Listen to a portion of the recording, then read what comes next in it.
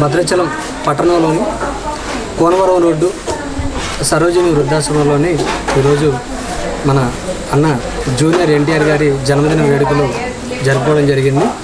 ఈ సందర్భంగా ఇక్కడ వృద్ధులకి అన్నదాన కార్యక్రమం చేయడం జరిగింది. మొదట కేక్ కటింగ్ చేయడం జరిగింది.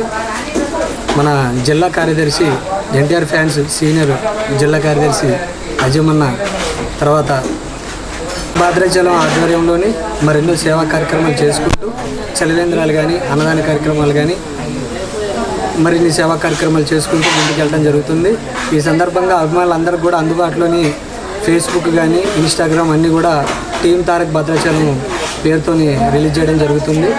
అదేవిధంగా త్వరలోనే నందమూరి తారక రామారావు మన ఎన్టీ రామారావు అని సీఎంగా ఈరోజు మా అభిమాన నటుడు మా ఆరాధ్య దైవము నందమూరి తారక రామారావు గారి ముద్దుల మనవడు జూనియర్ ఎన్టీఆర్ గారి జన్మదినం సందర్భంగా భద్రాచలంలోని సరోజిని వృద్ధాశ్రమంలో టీమ్ తారక్ కొత్తగా ఏర్పడినటువంటి టీమ్ తారక్ టీంతో కలిసి మేమందరం కూడా వృద్ధుల సమక్షంలో భారీ కేక్ కట్ చేసి వాళ్ళకి అన్నదాన కార్యక్రమం చేయడం జరిగింది.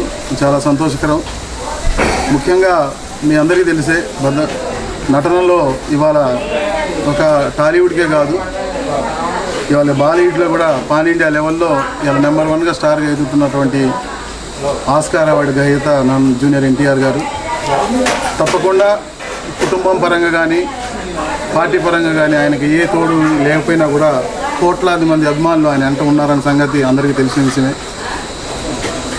ఎన్టీ రామారావు గారి ప్రపంచం ఎలా ఉందో ఇప్పుడు కాకపోయినా ఇంకా కొన్నాళ్ళకైనా మరి అది ఇవాళ ఒక్కడిగా ఏ సపోర్ట్ లేకుండా ఇవాళ పాన్ ఇండియా లెవెల్లో టాలీవుడ్లో కానివ్వండి బాలీవుడ్లో కానివ్వండి వాళ్ళు నెంబర్ 1గా ఉన్నాడంటే ఎన్టీఆర్, అది ఆయన స్వశక్తి.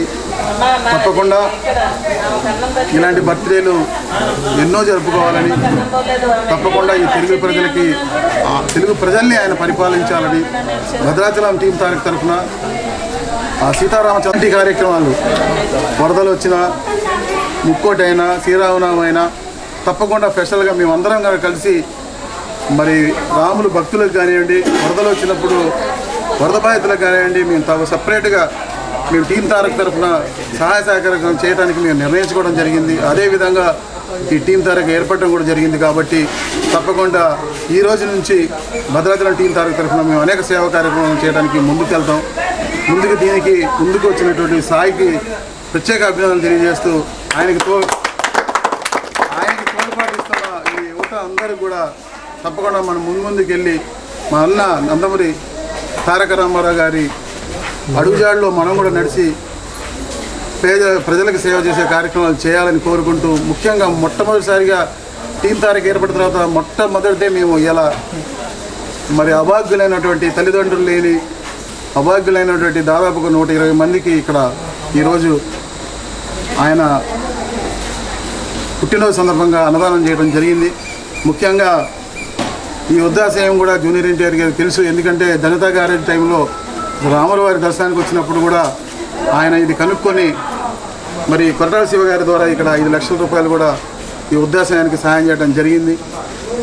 తప్పకుండా ముందు కూడా ఈ వృద్ధాశ్రయానికి కూడా మా వంతు సహకారం చేస్తామని కోరుకుంటూ మరొక్కసారి టీం తారక్ తరఫున మరి నందమూరి తారక రామారావు గారికి జన్మదిన శుభాకాంక్షలు తెలియజేసుకుంటున్నాం.